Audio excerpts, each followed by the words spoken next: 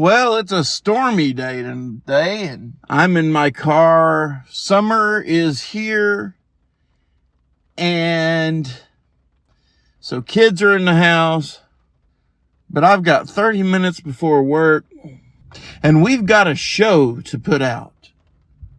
Cue that intro. This is the Life Truth Network.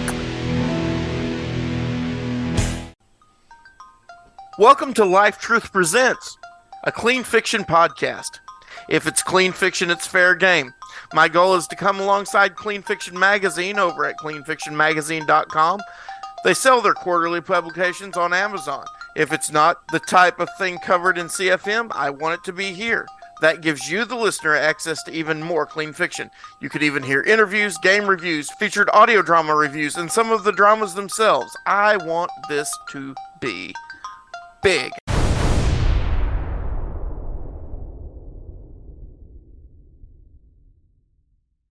Welcome to episode 9 of Life Truth Presents, a clean fiction podcast. Woo, that rain is coming in, isn't it? And so are the sources of clean fiction. They keep coming in. So we've got to keep delivering.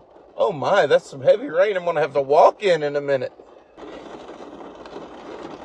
Here's Amy Lynn McConaughey to tell you about Clean Fiction Magazine.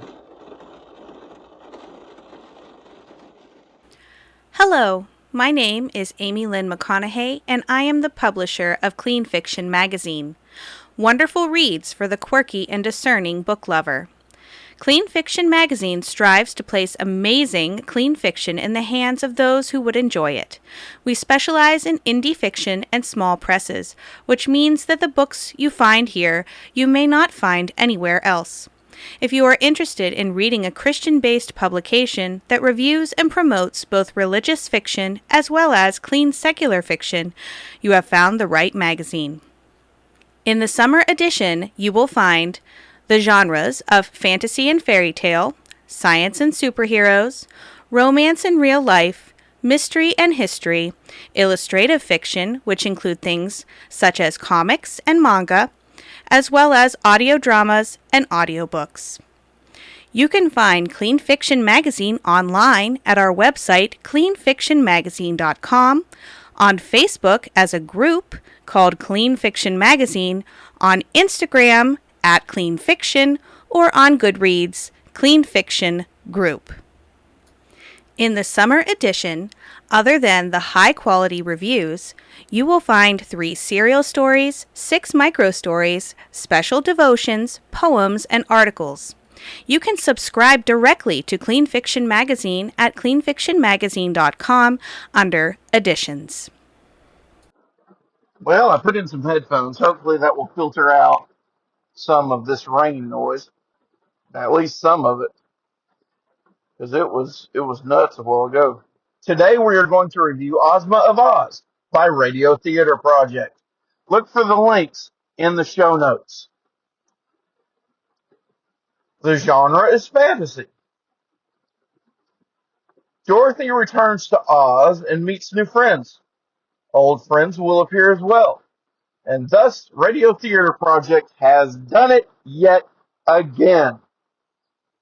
There's plenty of action here. There's some fighting.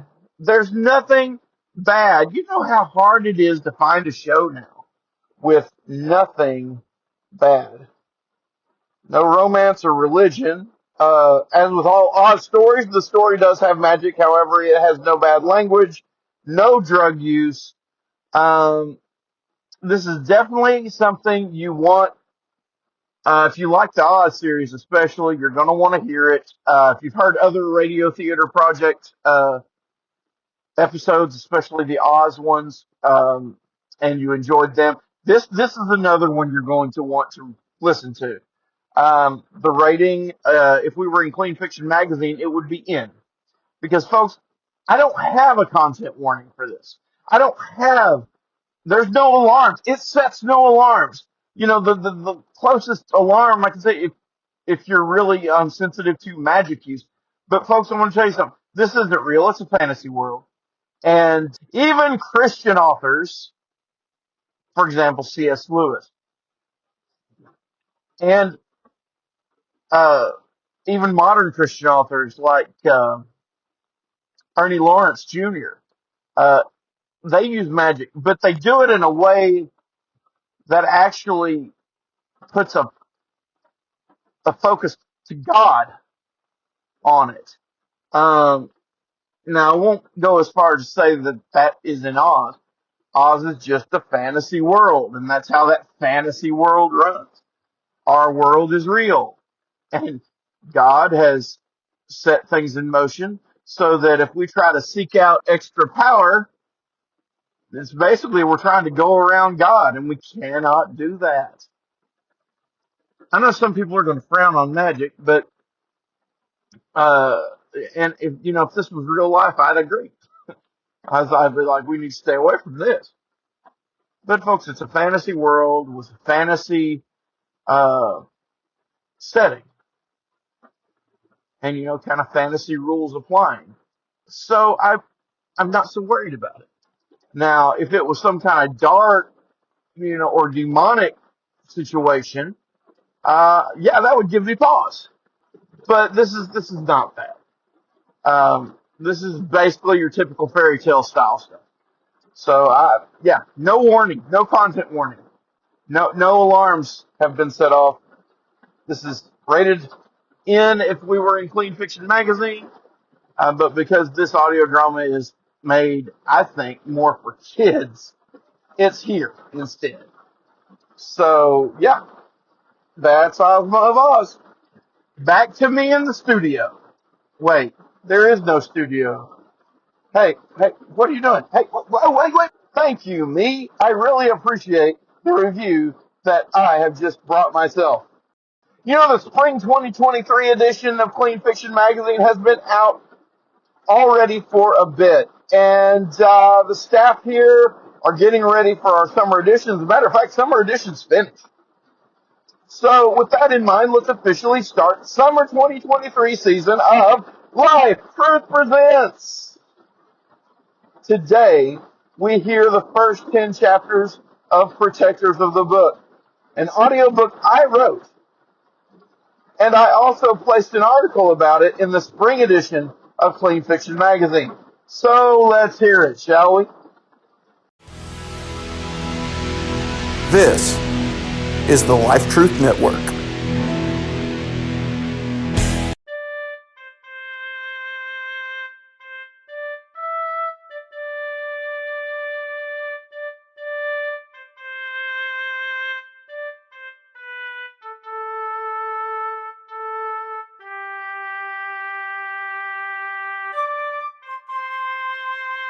Protectorate Productions presents a Lion's Den audiobook and drama podcast, Protectors of the Book, an allegorical fantasy by Nathaniel D. Caldwell. Chapter 1.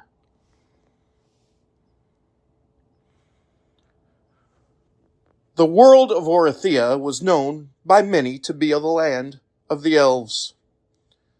It had lush wooded grounds for miles in one direction, but towering cities in the other. Travel between worlds, while not entirely forbidden, was indeed frowned upon. There were outside influences that could damage elven society, or so it was said. The elves were not short people. They tended to be rather tall, and their ears were most distinguished, often meeting at a point on the top. Not every elf looked the same. There were many facial characteristics that would change, but it was hard to mistake an elf for something else if you knew what one was at all. If there was any form of elven religion, it would revolve around some form of the worship of or dedication to fate. This was done to varying degrees, however. One religion said fate was all-encompassing, while another acknowledged free will, at least to a point. On the surface, the religion seemed harmless. Peace reigned, and there was no desire or need for violence or war. There were problematic individuals, but those were dealt with in the courts, not unlike many other worlds. There was, however, one dangerous sect, the cult of Phattero, or Fate's Doom. This belief revolved around an ancient being known as Phattero. In the language of Orithian elves, the word had a meaning similar to fate's doom. Phattero was believed to have been the purest form of fate. The power he was said to have granted his followers was unlike anything Orithyia had ever seen. However, it was also said that Phattero was the most vile of beings, capable of the most cruel acts, and thrilled at the opportunity to torture any living soul. But that was ages ago, and no one knows whether the stories were true or not. No one had seen Phattero in millennia. Some believed he was somehow trapped, kept away from the elven people for their safety and prosperity. Others believed he had abandoned the world for whatever reason. There had not been a cult of Phattero in over 1,000 years, at least, and even then it didn't have the power that it would have had in earlier times, if there was any power to be had at all. Jaddeth Fates had no religion. If fate was real, that was fine. If not, that was fine too. He would live his life the best way he knew how, and do what he thought was right in his own eyes. He was young, and he was going to enjoy his life. He didn't want to harm anyone, but he wasn't going to give his freedom up to any sort of religious code. To be honest, he despised organized religion. He didn't treat anyone badly. The stuff just left a bad taste in his mouth.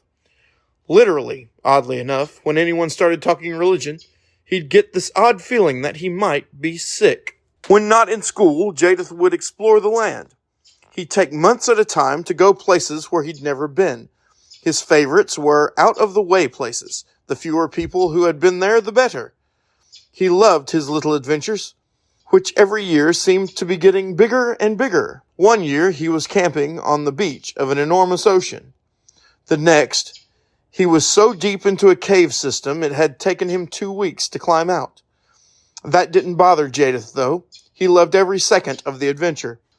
School was ending for the year, and Jaddeth was trying to figure out what to do next. He'd done so many things it would be difficult to top, and he always wanted to one-up his last trip. He wouldn't settle for less than a previous adventure. It always had to be bigger and better. To be honest, this year he was stumped. However, this didn't deter him, nor did it depress him. He had time to think it through, and he knew whatever the journey he embarked upon would not disappoint. Now, Jaddeth's home was above an establishment called the Purple Pheasant. This was the place where everyone in Jaddeth's hometown went to enjoy a special meal or just the company of good friends. Jaddeth had but one friend. Samuel Marino was abnormally short for an elf, but was always of a sunny disposition. He had come from the wooded regions and only in recent years found himself in the cityscape of Jaddeth's stomping grounds. Marino adored it. The loud noises, the wondrous smells, even the occasional near miss from a carriage traveling too fast down the pathway. He could not get enough of the city life. So Marino didn't often travel with Jaddeth away from the city. He was, however, always waiting to hear of his adventures upon Jaddeth's return. "So where are you going this year?" Marino asked his dearest friend. "I haven't figured it out yet," Jaddeth responded.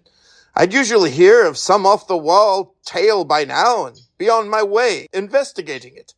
This time," he continued, "I'm stumped." Marino had a gleam in his eye. "It's a good thing I had my ears open then." Jaddeth looked up in surprise. "You mean to tell me you've heard something of adventure?" Marino simply nodded eagerly, smiling the brightest beaming grin he could muster. "You?" Jaddeth asked again, just to be sure. "The city elf? Heard of an adventure for me to explore? Out of the city?" Marino simply said, "Yes." Chapter 2. Jaddeth Fates looked his small friend up and down before finally speaking once more. "So are you going to tell me, or do I have to earn the information somehow?" "I wouldn't do that to you," Marino frowned. Jaddeth touched his friend's shoulder. "I know. I was only teasing you, my friend." Marino smiled. "I was here late one night when I saw two strangers pop in and sit in one of the corner booths." Marino glanced around before continuing, just making sure no one was eavesdropping. "They talked in low voices, but I was close enough to hear and short enough not to be noticed." Jaddeth simply nodded, imploring him to continue. "They weren't elves, Jaddeth." That got his attention. "Are you sure?" I'm sure they didn't have any elven ears I'd ever seen. Not one point, not a rounded tip, just round all the way, and short, not long. I've never seen ears like that. And their faces didn't look right either. Jaden thought this odd. But off-world visitors weren't unheard of, only rare. Okay, so what were these two talking about? One of the old ruins to the south. Apparently, it used to be an old temple. So? Jadith asked. Marino's purple eyes lit up as he responded. An old Fatero temple. Jadith nearly dropped the honey water in his hand. I'm listening. Chapter 3. When Jadith arrived at the old ruins, he noticed the buildings did not age well. There were pillars lying flat on the ground or leaning against walls, which appeared to be mostly crumbled as well.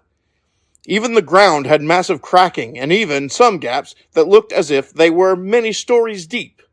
One wouldn't want to accidentally fall into one. Jadith wasn't sure where to begin his exploration. He wasn't searching for anything in particular, he thought, so it probably didn't matter where he started. That, however, seemed to make the decision worse.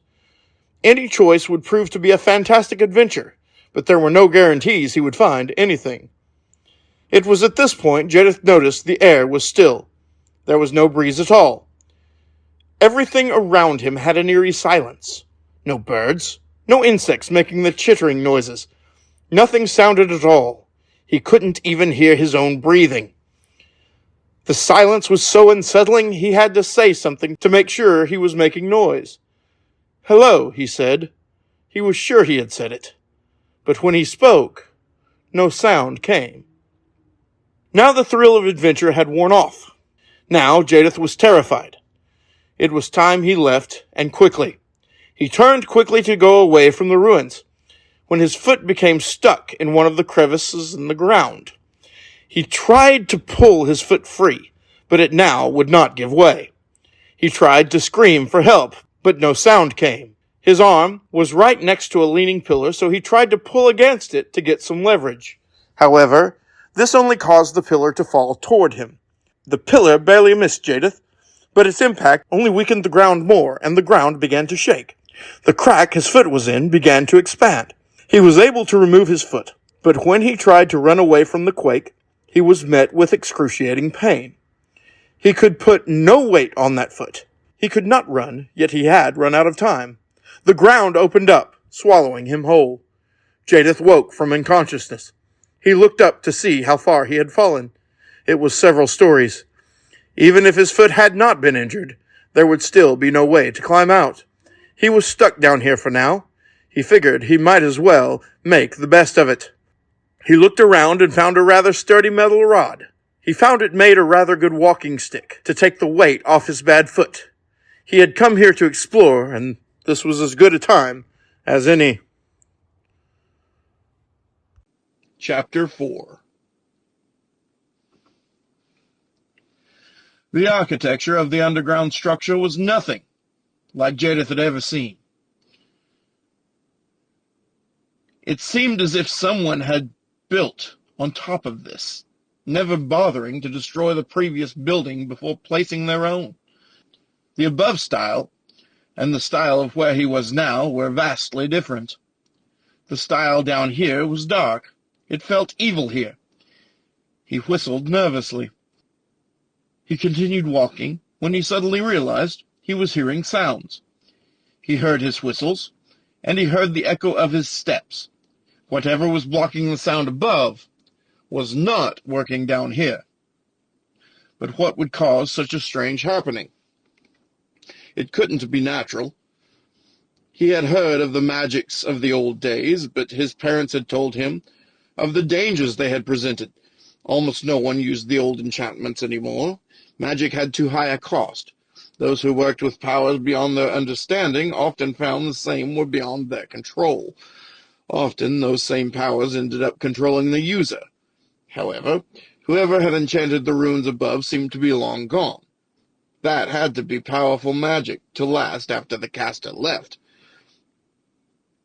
Something about that made Jadith more uneasy than he already was. Who would cause silence to reign in an area? And why was that silence not also here, where he was now? Jaddeth had found he had wandered into a round chamber filled with old pots and containers. He was unsure what the vessels had once held, but most of them were completely empty now. There was, however, one large clay jar that stood alone on a raised platform. It was decorated with bright images of sunlight and beautiful scenes. Jaddeth had never seen anything like it. He walked closer to the vessel, hoping to get a glimpse of it in better detail. He had definitely found something here. This is the kind of artifact that would sell for so much gold that he may never have to work again. He smiled widely. He would have to pay Marino handsomely for sharing this place with him. He reached to touch the vessel, and he heard something. "Hello," he called, but heard no response. "Yep, I'm going nuts," he said to himself. He reached again to touch the vessel but again he heard something. It sounded like someone had hit or broken something. He called out again, but again no response came. He shook his head and reached to touch the beautiful clay jar once more. This time no sound came, but he felt a surge of electricity, as if he'd just been shocked. His hand flew quickly away from the jar. "This thing may be worth something, or it may not, but it's sure a dangerous piece of pottery," Jaddeth said to himself. He knew he should leave it, but its beauty kept him transfixed. He couldn't bear to leave such a remarkable find. It was then that Jaddeth heard the voice. Chapter 5. Jaddeth thought himself crazy when he first heard the voice. Then he noticed that every time the voice spoke, the pottery in the room clanked, as the room itself seemed to shake. "Who touches the vessel?" the voice boomed. Jaddeth opened his mouth to speak, but then thought better of it. It might be time to exit the room quickly. He turned, but then found a hidden door slammed down from above the doorway, sealing him in with whoever it was. "Who dares ignore my voice?" The voice was getting angrier now. Jaddeth shook his head.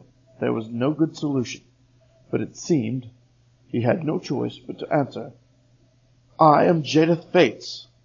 "Jaddeth Fates," the voice continued, to be ear-splittingly loud. "You have made contact with my vessel. Explain yourself." "Sir, it was just so beautiful that I had to touch it." "Is it beauty you seek?" Jaddeth thought for a moment before answering. "It is. Beauty and adventure." "It seems you have found both this day," the voice responded. "It has been a rather unusual day indeed," Jaddeth answered. "I may have bit off more adventure than my feeble constitution can handle." "You are afraid of me, then?" "I have to be honest. I am afraid," Jaddeth admitted. Laughter seemed to emanate from the clay jar. "And right you should be, Elf. You have found yourself in the presence of the great Fatero." It would seem all the legends he'd heard were true. Immense power seemed to come from the jar now. He felt as if it may explode soon. "Please, sir," Jaddeth begged. "I mean no disrespect, nor did I mean to disturb you." "Disturb me?" Fatero responded. "You have come at a most opportune time, Jaddeth Fates. I have been sealed in this jar for millennia. Finally, I can be released." "Again, I mean no disrespect, but the legends I had heard of you were of one who was evil and cruel. I'm not sure I should release that kind of being back into the world once more." Jaddeth expected anger, rage. He expected to be cursed at. Neither happened. Instead, the voice answered him calmly. "Those who do not understand me tend to misjudge my motives and actions. I have great power, and I aid those who follow me. But those who come against me, should I not defend myself?" "I wouldn't think you would be in danger from the likes of us minuscule elves," Jaddeth said. "Perhaps you are right, but it is not myself I defend. It is my followers." That seemed to make sense, but didn't he just say he defended himself? Jaddeth wasn't about to question the being. He thought it might be a bad move, resulting in injury or worse on his part. "Oh, all right," he said. "Should you release me, I will grant you great power." "What would I do with great power?" Jaddeth asked. "I want to take nothing over. I want to be no conqueror. I simply want to be." "Perhaps that is so, but think of those you could aid, the sick you could heal, the evils you could stop. Release me, and I will send you as my messenger throughout all Orathea." Jaddeth thought for a moment. Now that did sound like adventure. If he was truly given power to heal the sick, to top evil men, perhaps it would be worth releasing Phaeterro. However, what if Phaeterro was lying? Legends did say he was evil. After all, would wisdom not call for discretion here? He felt the internal struggle between his desires and what seemed to be common sense. What he didn't feel, what he didn't sense, were his hands reaching for and opening the jar, almost as if they had a mind of their own. "Fool!" Phaeterro exclaimed. "Did you not think that I had the power to make you release me? You came very close to my vessel, so close that manipulating your limbs was no difficult task. Now I own you. Now you are my slave." Jaddeth stood perfectly still, frozen with fear. "Did you not promise to give me power if I released you? To make me your messenger?" "You did not release me, elf. I used your limbs to release myself. However, I will indeed make you my messenger. You will no longer be Jaddeth Fates. You will now be Phaetroth." But Phaetroth, that word means slave of fate." "I am Fate's doom, and yours. You are my slave. Thus you are truly Phaetroth." Are you just watching? Do you enjoy watching movies? The special effects, the interesting characters, the great stories. There's a lot to enjoy that comes out of Hollywood. But sometimes it's best to approach secular media with a healthy dose of critical thinking. Join me, E. Franklin, And Tim Martin. as we discuss our favorite movies. And share critical thinking for the entertained Christian. So visit areyoujustwatching.com to subscribe. And don't just watch. Chapter 7. Jaddeth felt himself changing. He was still an elf, but as he found a reflective surface in a nearby wall, he could see his face and ears becoming taller, and his hair changed from brown to solid white. Jaddeth knew, no, he was Phaetroth now. No one would recognize him, if he was ever even able to get back to anyone he knew. He knew he was in trouble now. There would be no escaping such a powerful being. What would happen to him? To those around him? He was truly terrified. The being known as Phaeterro now stood before him. He was massive. His form took up a large portion of the chamber they were in. But Phaeterro would not be trapped anymore. With one fling of his arm, the entire roof of the chamber flew off, revealing more underground ceiling. It gave the creature enough space, however. The creature known as Phaeterro bellowed to the one now known as Phaetroth, his slave. "I shall send you above to herald my coming. Warn those who meet that no resistance will be tolerated. Only two choices are given: obedience or death." Before he realized what had happened, Phaetroth was no longer in the chamber. He was once again above ground in the old ruins. However, he now heard sounds. Whatever protection had been placed here, Phaetroth knew he was responsible for destroying. All because he got too curious, too close to something that should never have been tampered with. Chapter 8. Not far from the ruins was Old Town, a small village of people who stayed behind when many left to plan and build a larger city. The village didn't have much in the way of trade, just an old tavern called the Woolly Caterpillar. The place seemed deserted, and Feyd-Rautha wasn't convinced that was a bad thing. He feared what would happen if he met someone along the way. Vatero did not seem the sort to ignore passers-by. He was angry. Feyd-Rautha could feel it. He could also sense that these people were somehow related to the evil monster being sealed away in the jar. Suddenly, Feyd-Rautha felt himself lose control. He could see what was happening, but no longer did he have a say in what his arms or legs or anything else did. What was more, a bright beam of energy shot from the white-haired elf's hand into the old tavern of the village. The explosion that resulted was massive. Feyd-Rautha felt his bodily control return, and he was aghast at the thought of what had just happened. He didn't want to look. He didn't want to know, but he felt it was his duty to be aware of anyone that could have been harmed or killed. He slowly walked toward the demolished building. All he found were bones and fire. Feyd-Rautha felt as if he might become ill. However, his weak legs suddenly began walking on their own, carrying him, not allowing him to stop for any way of easing his tortured gut.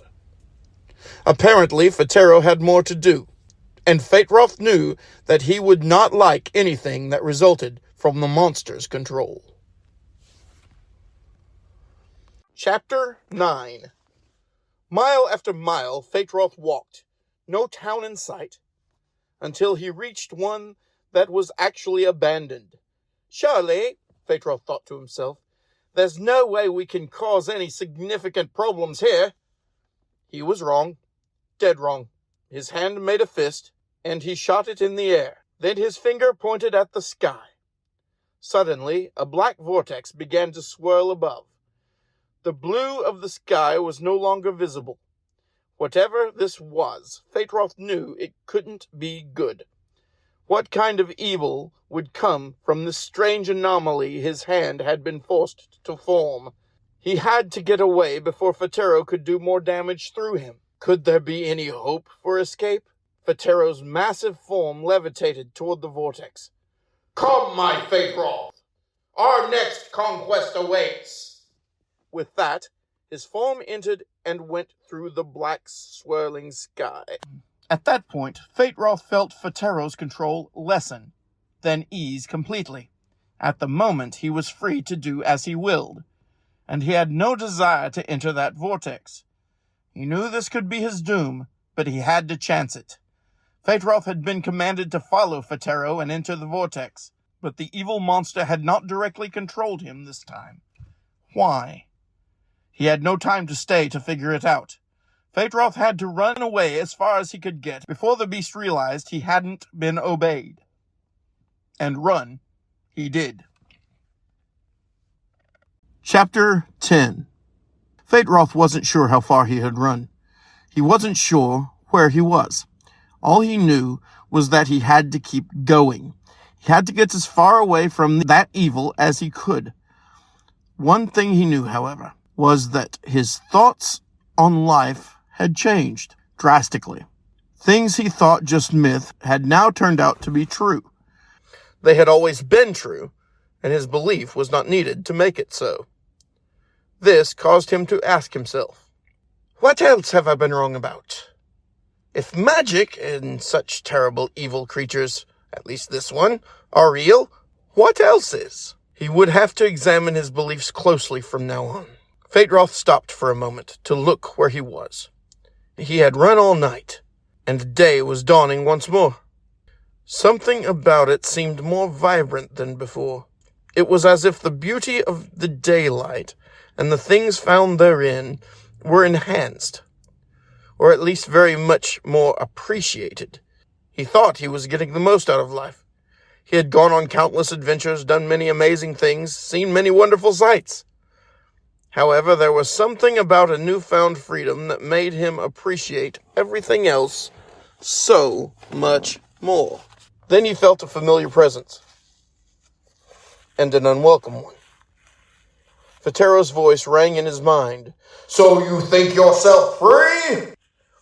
You may have escaped my power momentarily, but don't count on it being permanent. At first, Fate-Roth was terrified, but then he realized that the creature hadn't taken over. If he was following what Fatero said, that monster's power was limited. He was free, and he planned to keep it that way. It was time to keep moving. Wherever the beast was, he was not close enough to do Fate-Roth harm at this time. Therefore, he had to get his bearings. Find food, shelter, and rest. It would do no good driving himself to exhaustion. Today we're interviewing Tony B. Richard, and instead of prattling on, let's go to the interview. Tony B. Richard recently found 2 of his books from his series Earth's Secret Alliance in the spring 2023 edition of Clean Fiction Magazine. Today we have him here with us. Let's find out more about him and his series. This story is great, clean science fiction. I'd like to know why you personally chose to keep things clean, while so many books sell well while littered with profanity and who knows what else. That's a good question, and it's not a short answer. I write clean fiction because I like stories that a family can read together, and there seems to be less and less out there. My stories are for all ages. I want kids to be able to read and enjoy, as well as adults. More importantly, I want something that they can do together. I don't think profanity is necessary. Why would I want to say something that might offend somebody or I might be embarrassed about later? What if children hear or read it? Does anyone want to share stories with their kids? I mean, it's getting to the point where you can't even watch Star Trek without swearing. 2 of my published books have main characters who are 19. Another has one who is 26, and another 45. My 2 works in progress star a 12-year-old and one over 60. And now I'm trying to combine them into a novel. What category will I put that into? Similar to Dune, I originally head-hopped between characters because I didn't know that readers might find it confusing. I was a computer programmer, not an English major.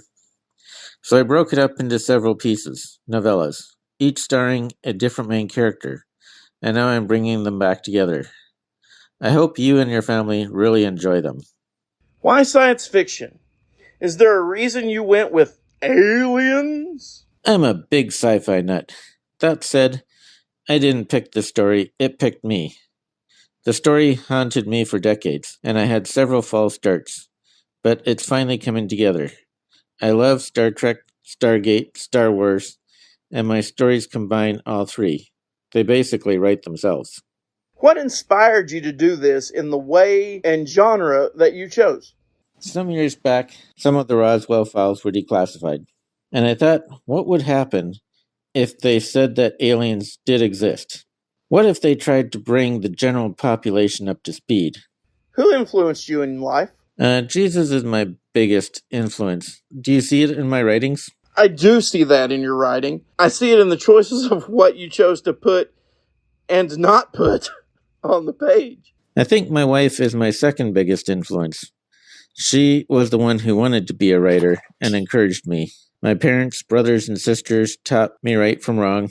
I was lucky to have good teachers who cared. And the biggest influence in my life is TV.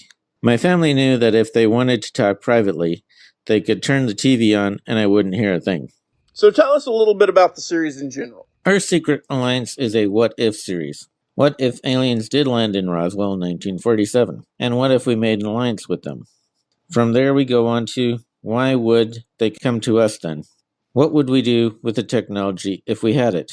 I just keep asking myself these questions, and answers pop into my head. The hidden purpose in the stories is to give the reader the concept of guardian angels. One youth pastor said that sci-fi fantasy may not appear to be Christian, but they often give readers the concept of the supernatural, and God is supernatural. Yes, he is supernatural, and C.S. Lewis even wrote a science fiction trilogy as well. I haven't read it yet, but I want to. Same here. I purchased it, but it's on my TBR list. And I mean, to be read, not my initials. How many books are you planning in the series? Currently, I have 4 novellas published, 3 in progress, and I'm combining these first 6 novellas into one novel. This is just the start. I see several spin-off series, an entire universe with endless possibilities. Would audio drama be a concept that you'd be interested in? You know, I have my hand in that one a bit. An audio drama would be really good. I like Adventures in Odyssey. I have 3 audiobooks, but decided not to produce more novella audios, as people don't want to waste an Audible credit on 1 or 2 hour books. I was never really happy with it and wanted more voices and sound effects. I wanted an audio drama. Maybe we can do that with my novel. Well, we aren't a huge audience, but I'm no stranger to doing a series. We can talk off air about this, but who knows what may be to come in the world of clean fiction. That sounds really good. I'm looking forward to it. And there you have it. Tony B. Richard. Ladies and gentlemen, sounds like we may be hearing more from him, perhaps in more ways than one. Today, for a classic, it's classic in the sense that it has been around for a very long time and taught many valuable lessons. But in all honesty, it is modern in the sense that they're still going. Talking about a show that's been around since the 80s. And it's still going. Folks, if you have not heard the phenomenon of a show that is Adventures in Odyssey, done by Focus on the Family, you need to go check it out. And the thing is there's so much out there. Just search Adventures in Odyssey or Focus on the Family. You'll find it. It's not hard to find. But if you haven't heard any of the episodes, pick a start of a season. You can actually buy the sound files for your, Apple Music Player or your Google Music Player or whatever. It'll play, they sell them on, I guess it's still called iTunes, the music store. You can get it there. I've gotten one episode there. It's still, every once in a while, will pop up in my player. So, it's out there. As a matter of fact, in your search, what you're going to find is there are free episodes out there. Well, the rain stopped, and I'm out here just finished going over my sermon. Found myself wishing and praying that somebody actually heard it out here in the back. Not because of who I am, but because of the message that it had in it. Especially at the end when I give the gospel. You always want somebody to hear that. Fiction is great. It's got adventure. It's got romance. It's got comedy. And can even teach a lesson. But it is not an end-all be-all. And that's why every episode I like to share a non-fiction for you to sink your teeth into. Today I want to tell you about Quest for Truth, which is a show Keith and I do. We take the Bible, we look at the world around us, and we see how the good book, still relevant today, can be applied in our lives as we live in this world. To hear it, all you got to do is go over to life-truth.com and look for it. It should be front and center, very easy to find. If you are a Christian podcast community or Life Truth Master Feed podcast subscriber, either one of those, you're already set and it's coming your way. When I preached my sermon, I talked about how to God, all man or every man is valuable. But we are marred by the rebellious, sinful background. Our sins have torn us away from God, and we are all sinners, and that's, of course, because all the way back, the first man sinned, and we, oh joy, got to participate in that sinful nature, one we don't want to participate in, but let's be honest, we've all decided to go our own way at some point. We've all known the right thing to do, but decided to do something different. That's called rebellion. It's sin, and the wages of sin, the Bible says, is death. And that's referring to a spiritual separation from God that ends up in a lake of fire. So all mankind has intrinsic value to God, and it would be a waste for that valuable man, any valuable man, to be thrown into a lake of fire. And that's why it is so important that we ask for God's forgiveness, that we turn from that sin in the attitude of repentance, and we ask for that forgiveness, and we trust Jesus Christ because He died on that cross for us, and He rose from the dead so that we could have life. And when Jesus did die on that cross, He looked and He saw Jesus on that cross. You know what He saw? He saw my sin and your sin. So that for those who trust Christ, when God looks at me because of the sacrifice Jesus made and because I have trusted Christ and that sacrifice has been applied to my account, when God looks at me, He sees the righteousness of Christ. That is an amazing trade. And it was done to rescue us. I like what somebody said. I don't know who said it. It was a podcast I listened to recently that talked about how, and I think it was on one of the intros to Todd Friel's Wretched Radio. And but whoever it was awesome. It said we needed to be rescued from God's wrath. God had to rescue us from Himself because of our sin. And through Jesus, those who trust Christ are rescued. Thank you for listening to Life Truth Presents. To find where you can hear or read or communicate with, all that good stuff, our guests, the featured nonfiction, the featured classics, all of the above, go to the show notes. Check it out. Nathan Caldwell, that's me, can be found at life-truth.com and is also a writer and reviewer for Clean Fiction Magazine, which can be found at cleanfictionmagazine.com.